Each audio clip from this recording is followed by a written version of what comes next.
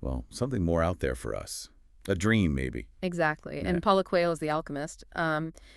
It just taps right into that feeling so perfectly. That's why I think it's resonated with millions. It's all about that yearning. Right. And what's amazing is how, this seemingly simple story has become such a huge reference point, a touchstone for people figuring out their own lives. It really has. Yeah, It's not just like a simple adventure story looking for gold. It's much more about the journey itself, isn't it? Recognizing what you learn along the way. totally. And that's really what we want to get into today in this deep dive. Think of this as your concise study guide to The Alchemist. We'll walk through Santiago's whole adventure, the main events, meet the key people. Yeah, we want to really help you get to grips with why this book is still so influential. It's like a quick way to feel really familiar with it, the core ideas. And we're basing this on, well, established analyses and reflections on the novel, so it's grounded. hmm The goal here is to give you a clear, sort of structured look. Highlight the really important bits, the story beats, the characters you remember, without getting too academic or bogged down. Perfect for you, the listener, Hmm. if you want to grasp the essence efficiently, gain that key knowledge. Exactly. So where do we begin? Andalusia, right? Right, we start with Santiago. He's a young shepherd there, living a pretty simple life, very routine, following the flock. Yeah, predictable is a good word. But something starts bubbling up under the surface, doesn't it? This recurring dream he keeps having. Yes, and it's specific.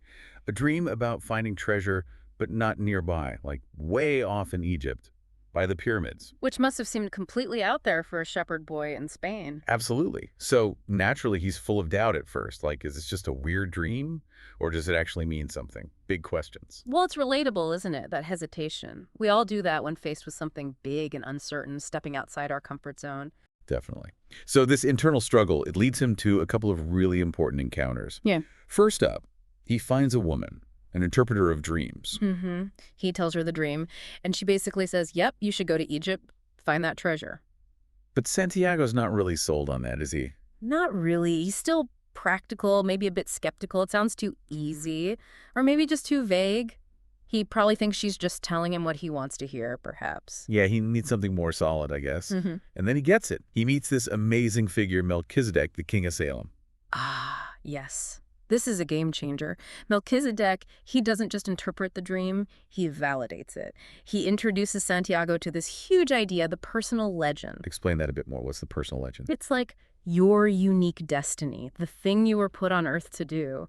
Melchizedek really hammers home how important it is to actually pursue it, no matter what. And he gives Santiago something tangible too, right? Not just philosophy. Right.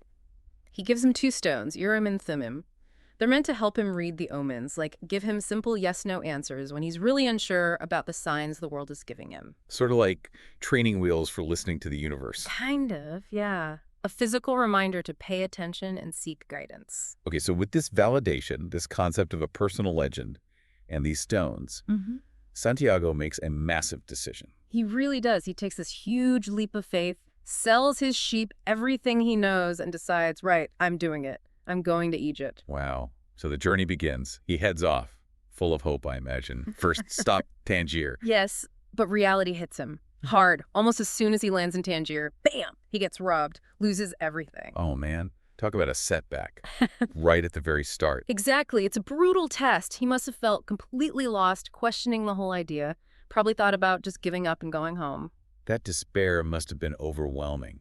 But he doesn't turn back, does he? He finds another way. That's the crucial part. Instead of giving up, he finds work. Ends up in a crystal shop. Working for the crystal merchant. And this part of the story, even though it feels like a detour, it's actually super important for Santiago's growth. Absolutely vital. He spends, almost a year there? And he learns so much from the merchant. Things about patience, about dreams. And the merchant has his own dream, doesn't he? The pilgrimage to Mecca. Yes. But he's never pursued it. He's kind of stuck, afraid of change, maybe afraid of what happens after you achieve your dream. Santiago learns a lot just by observing him. And Santiago actually helps the shop, right? He brings in new ideas. He does. He injects some life into the place, suggests new ways to display the crystal, things like that, and it works. The shop becomes much more successful. So through hard work and these innovations, he eventually earns back his money, enough to continue the journey. Exactly. After that year, he saved up enough, The dream of Egypt is back on the table. He's ready for the next stage. Which involves crossing the desert. He joins a caravan. Mm-hmm. A whole group of people traveling together for safety, and in this caravan, he meets another key character, the Englishman. Ah, the scholar. He's on his own quest, isn't he? Yeah. Very different from Santiago's. Very different. The Englishman is obsessed with alchemy. He's searching for the legendary alchemist, hoping to learn the secrets of the Philosopher's Stone and the elixir of life. So one guy driven by dreams and intuition, the other by books and intellect. Precisely. And their conversations are fascinating. Santiago starts learning about alchemy, about the soul of the world, this idea that everything is connected. But he learns it differently than the Englishman, right? More through feeling and experience. Yes. The Englishman is all about the texts, the formulas. Santiago kind of absorbs it more intuitively. It shows there isn't just one way to understand the world, you know? Right. So the caravan travels on, and eventually they reach this massive oasis, Al-Fayoum, a safe haven in the desert. Really important stop. And it's here that Santiago's life takes another significant turn. He meets Fatima. Love enters the picture. Instantly. He sees her at the well, and it's this immediate, profound connection. He falls deeply in love. How does that affect his journey? Does it make him want to stay? It definitely complicates things. But Fatima is presented as someone very wise, very connected to the desert and its ways. She understands his need to pursue his personal legend. So she doesn't hold him back. No. Their love actually deepens his understanding of the soul of the world. He learns that love is part of that connection, that it doesn't mean possessing someone. She supports his quest. Wow. But the oasis isn't entirely peaceful, is it? There's talk of tribal wars.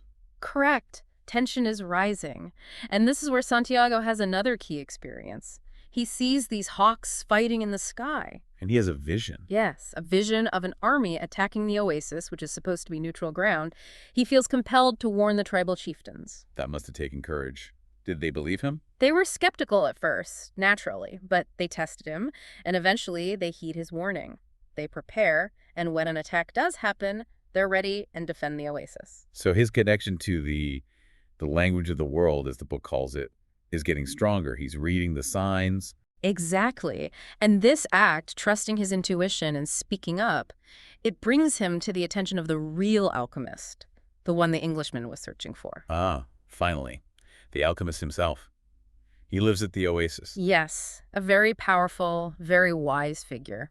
He recognizes Santiago's potential, sees that he's someone who is truly living in accordance with his personal legend. And he becomes Santiago's mentor. He does. He takes Santiago under his wing for the final, most difficult leg of the journey.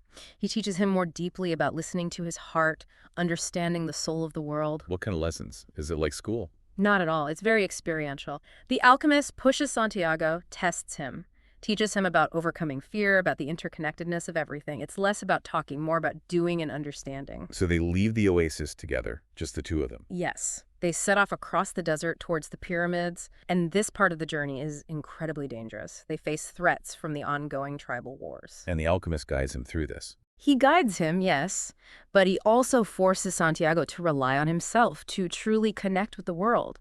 There's that famous scene where Santiago has to basically ask the desert, the wind, and the sun for help. He has to turn himself into the wind. Wow. That sounds intense, a real test of everything he's learned. It's the culmination of his learning, really, proving his understanding of that deep connection. And after all that, they finally make it. They reach the pyramids, the place from his dream. Yes, the end point he's been journeying towards for so long. So he digs for the treasure, right? Yeah. This must be the moment. He starts digging, full of hope and excitement, and finds absolutely nothing. Nothing. After everything, all that way, all those trials, nothing. Nothing. Imagine the crushing disappointment. It seems like the whole journey was pointless. That's brutal. What happens then, does the alchemist explain? The alchemist has already taught him what he needed to learn and departs before this moment, actually. Santiago is alone when he digs. And just then, some refugees, robbers escaping the tribal wars, find him digging. Oh, no. More trouble. Yeah, they beat him up, and they steal the gold the alchemist had given him earlier.